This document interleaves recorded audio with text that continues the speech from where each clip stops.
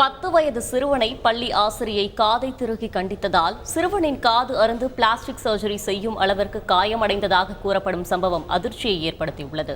சென்னை ராயபுரம் பகுதியில் தனியார் பள்ளி ஒன்று செயல்பட்டு வருகிறது.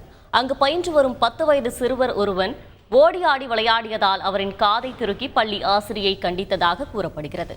இதில் சிறுவனின் காது அருந்து ரத்தம் வழிந்ததாகவும் உடனே சிறுவரை மருத்துவமனையில் அனுமதித்த பள்ளி நிர்வாகம் சிறுவர் கீழே விழுந்து காயமடைந்ததாக அவரின் பெற்றோரிடம் தெரிவித்ததாகவும் கூறப்படுகிறது. உடனே மருத்துவமனை விரைந்த சிறுவனின் பெற்றோரிடம் பிளாஸ்டிக் சர்ஜரி செய்யும் அளவிற்கு சிறுவனின் காது காயமடைந்து இருப்பதாக மருத்துவர்கள் கூறியுள்ளனர். இதனால் அதிர்ச்சியடைந்த பெற்றோர் இதுகுறித்து சம்பந்தப்பட்ட ஆசிரியையிடம் கேட்டதற்கு அவர் அதிகார தோரணையில் பேசியதால் அவரை தாக்கியதாகவும் கூறப்படுகிறது.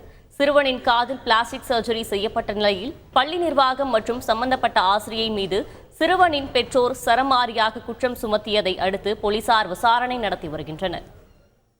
ஸ்கூல்ல இருந்து இது மாதிரி உங்க பையனை மிஸ் அடிச்சிட்டாங்க, கீழே விழுந்து அவனுக்கு அடிபட்டுடுச்சு, உடனே வாங்க, இது மாதிரி நிச்சானி ஹாஸ்பிட்டல்ல சேர்த்துருக்கோம், வந்து கொஞ்சம் பாருங்கன்னு சொல்லுவோம். நான் உடனே கிளம்பி போயிட்டேன். என்னோட அண்ணன் என் மச்சன் எல்லாரும் சொல்லிட்டு எல்லாரும் வாங்கன்னு போனா அவனுக்கு இவ்வளவு பெரிய கட்டை போட்டு உட்கார வச்சிருந்தாங்க.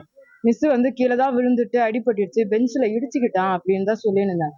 நீங்க யாருமே பார்க்கலையான்னு சொல்லி நான் கதறி அழுதுட்டு இருந்தேன்.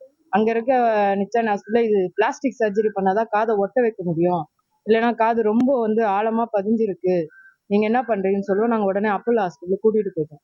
அங்க போனதும் இது சாதாரணமா பெஞ்சில் அடிபட்ட மாதிரி இல்ல, இது வந்து கூரான பொருள் ஏதோ பட்டுதான் இது கிழிஞ்சிருக்கு, அப்படியே தொங்குது. அவர் வந்து அந்த காதை பிடிச்சி இழுத்து பார்த்துருக்காங்க. அவங்க டீச்சர் மேல தக்க நடவடிக்கை எடுப்பாங்கன்ற நம்பிக்கையோட தான் சார் நான் போனேன்.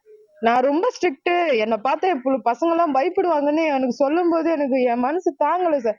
வாதங்கிறது தான் சார் அவங்க மேல 2 அடியும் அடிச்சுட்டேன். செய்திகளை உடனுக்குடன் தெரிந்து கொள்ள உடனே சப்ஸ்கிரைப் பண்ணுங்க.